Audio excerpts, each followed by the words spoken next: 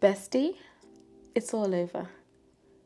I just came back from the gym and it's all over. Have you ever observed yourself actually like morph into a different person?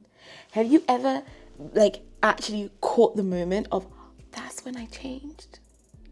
Because my moment just happened. I was in the gym listening to a new audiobook because, you know, PhD student, who has the luxury of just reading these days? Not me. So when I'm walking or in the gym, that's when I, you know, or before bed. But anyway, I downloaded a new book by Mel Robbins called Let Them Theory. The Let Them Theory. So simple, but yet so effective. Guys, tell me why, as human beings, we spend so long trying to mold, shift, change, and project onto the people we love the things that we want them to do and be. Mel Robbins says, let them.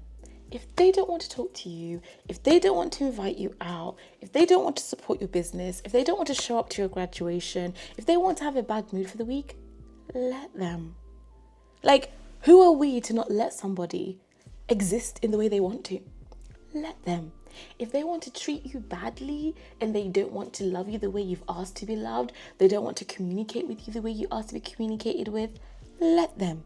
Your job is to observe. Your job is to then decide, now that I have this information, can I tolerate it? Do I want to tolerate it? Should I tolerate it? Because when we force people, like a parent, you might force a parent to be like, I need you to show up for me. I want you to remember my birthday and like shower me in love and tell me you're proud of me and do. But you've genuinely tried to let them know that this is what I need from you and they just choose to not. Let them. You have to keep telling your partner to stop leaving the toilet seat up, to start taking out the trash, and they continuously don't listen. Let them. Why? Because you're seeing who they really are. People are trying to show you who they really are and you're ignoring it. And the one that I think gets me is when young people are like aspiring to do things and they know that they need support. Like they want to be a fashion designer and they need their friends to try their fashion designs, or they need their friends to listen to them read their essays out loud so they can practice for the LSATs to get into their dream university. And people are choosing to not be there for you, or they're choosing to tell you they think you're cringe or that they don't believe. Let them. Let them. You cannot control people around you. All you can control is how you react. So, as for me personally, as V, I know that I'm the person that will call 1,000,000 times. If someone is ignoring me, best believe you're going to get 20 missed calls from me being like, did I do something to you? Something going on? Is if someone wants to fall out with me and be in a one-sided argument that I don't even know about, let them. Until they learn to communicate, let them. What I will do though, because I know I'm not that kind of person, I don't have it in me to just be like, blocked. I will leave you 2 messages. 2 is now my cutoff. I used to do 12. 2 is my cutoff. I'll send you the initial, hey, don't know if I'm blogging, but I have a strong feeling that there's a tension between us and things are not the way they normally are. So I'm just wanting to ask, did I do anything to offend, upset you that I'm not aware of? Because I'd love to discuss this so we can find a way forward. Ignored. That's fine. 2 weeks later, hey, I'm just sending a follow-up message to say, I don't know if anything's going on in your life. I hope you're okay. There may have been a death. Do you know what I mean? You need to sometimes be sensitive. But when you're ready to talk, this is where I am. My phone line will always be open to you. You call when you're ready and we can discuss it and communicate. But for now, I'm going to give you the space that I think you're asking me for. That's how I've interpreted it. Leave it, send it, done. Let them be. We just spend too long like fighting people's true characters and nature. Do you know what I mean? Like, that's me, man. If someone wants to have a bad attitude or they bump into you in the street, let them. Now, are you going to tolerate it is the other thing. Like I think that's the difference. I think people assume that the let them theory is you saying everybody walk all over me and I don't care. No, you do care, but you're not going to stop somebody from bumping into you. You're going to let them bump into you, and then how you react is now what's in your control. Whether you're going to be like, I'm going to fight you, obviously I don't recommend that, or you're going to be like, I'm going to ignore that because I think you're having a bad day, or you're going to go report it, or that's now your decision and your thing to do, but let them bump into you. Do you know what I'm trying to say? Like, you can't stop somebody from bumping into you. You can't stop somebody from not inviting you. You can't stop somebody from not caring about you. You can't stop somebody from not showing up the way you want them to show up. Can you have faith that when you talk to them, they're going to change? Can you have faith that they might like literally have misinterpreted like what you meant? Maybe. But you have to let people do what they want to do. And man, when I was listening, I'm only one chapter in. Literally one chapter in. I just literally came from the gym and I was like, before I even go shower or change, I need to tell the people what I've just learned. And maybe we can do this. Maybe we can make this a thing, like giving you tiny snippets of what I learned from the books that I read, because people always ask me like, girly pop, where do you get all of this stuff? Like, where do you get this knowledge, these ideas? This is where it's from. This is where it's from. Books. So let them. If they think you're cringe, if they think you're not worthy of their love, let them.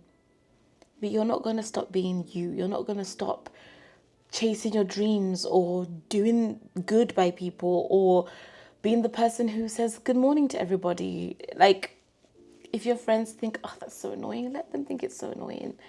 You need to start living and living for you. Mel Robbins, man.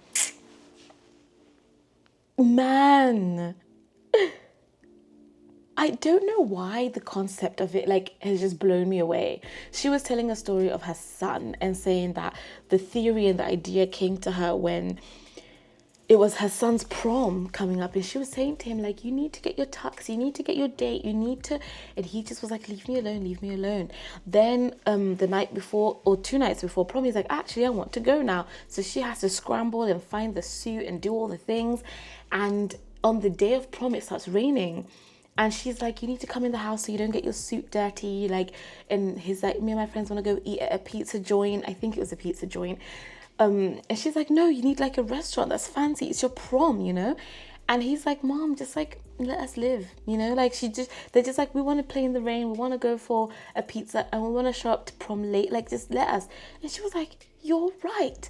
I need to let you be.